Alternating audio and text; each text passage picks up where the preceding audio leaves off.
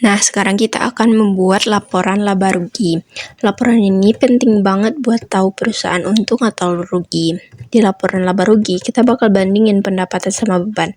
Kalau pendapatan lebih besar, laba. Kalau beban lebih besar, berarti rugi. Nah, formatnya sebagai berikut ini ya guys.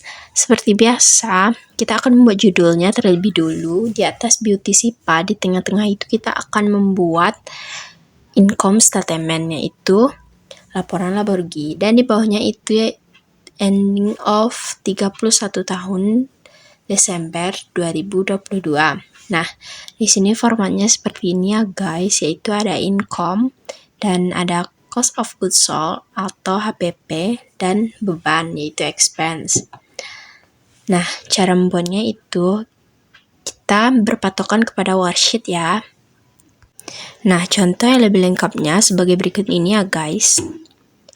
Nanti income ini akan dijumlahkan dan nanti kita akan menulis inventory awal kita, purchase kita tambahin dengan break in dan dapat hasilnya, dan purchase return ditambah di purchase diskon nanti dapat hasilnya. Nah, hasil dari purchase tambah break in ini akan kita kurang dengan purchase return sama purchase diskon. Nah, nanti dapat hasilnya net purchase ya guys. Kita ingin mengetahui barang tersedia untuk dijual kita. Nah, berarti kita harus menjumlahkan inventory awal kita dengan hasil purchase kita tadi. Nah, dapat hasilnya segini ya guys. Nah, persediaan akhir kita yaitu 35.385 seperti yang kita cari di HPP tadi ya guys, yang persediaan akhir tadi. Nah, sekarang kita cari HPP-nya COGS ya guys. Cara mencarinya yaitu barang tersedia untuk dijual dikurang dengan persediaan akhir kita. Nah, dapat hasilnya kan. Terus sekarang kita akan mencari gross loss atau profit. Caranya yaitu hasil dari income tadi kita kurangi dengan COGS kita. Nah, itu hasil gross loss atau profit. Di sini kita akan menjumlahkan beban kita terlebih dahulu. Nah, jumlah beban aku di sini yaitu 37.237.635.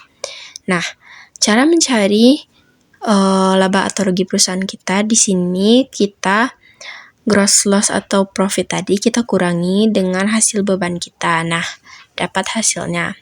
Itulah laba atau rugi perusahaan kita. Sekarang kita akan lanjut ke laporan perubahan modal. Laporan perubahan modal ini untuk melacak perubahan modal awal seperti penambahan modal baru, laba atau rugi, atau pengambilan pribadi oleh pemilik atau PRIV. Formatnya sebagai berikut ini ya guys. Judulnya itu sama kayak yang tadi, tapi bedanya cuma yang di tengah. Yang di tengah ini kita akan tulis capital of statement. Nah, di sini kita harus menulis equity pada awal, yaitu di neraca saldo awal kita ya. Nah, di sini udah. Sekarang, nah tadi kan kita udah tahu kita laba atau rugi. Kalau kita laba itu profit atau loss kita itu kita kurang. Tapi kalau kita rugi, profit atau loss kita itu kita tambah dengan drawing ya. Profit atau loss itu kita kurang dengan drawing kalau kita laba. Tapi kalau kita rugi, kebalikannya. Profit atau loss itu kita tambah dengan drawing. Nah, nanti kan dapat hasilnya tuh. Udah kan sekarang equity awal kita tadi, kita kurang dengan hasil yang kita dapat tadi. Nah, dapat hasilnya itu. Tapi kalau kita laba, maka equity awal kita itu akan kita tambah dengan hasil yang kita dapat tadi. Nah, segitu ya guys cara mencari perubahan modal. Sekarang kita akan lanjut ke laporan posisi keuangan. Laporan ini digunakan untuk memberikan gambaran tentang kesehatan finansial perusahaan pada waktu tertentu dengan merangkum aset, liabilities, dan ekuitasnya. Nah, formatnya seperti ini ya guys. Seperti biasa kita buat judulnya. Nah, di judulnya ini kita akan buat Financial Position Report, yaitu laporan posisi keuangan. Nah, formatnya seperti ini ya. Di sebelah kiri ini ada aset dan di sebelah kanan ini ada pasiva.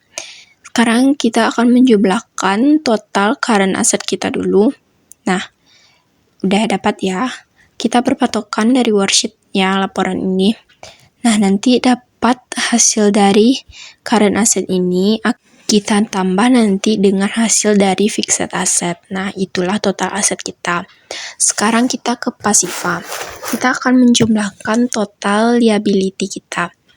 Equity-nya ini kita ambil dari equity yang sudah kita dapat dari laporan perubahan modal tadi ya. Nah, dapat hasil dari pasiva. Hasil dari aset dan pasiva ini harus balance ya. Nah, segitu ya cara mencari laporan posisi keuangan. Sekarang kita lanjut ke closing journal. Di closing journal ini adalah tempat kita mengakhiri siklus akuntansi dengan menutup semua akun sementara, seperti pendapatan, beban, dan prive kita. Formatnya sebagai berikut ini ya guys. Seperti biasa kita buat judulnya kayak tadi, dan di tengah-tengahnya itu kita akan buat closing journal. Tapi ada yang beda di sini guys. Kalau di closing journal, di bawah judul closing journal itu adalah month of December 2022. Sekarang kita akan ke tabelnya lagi ya.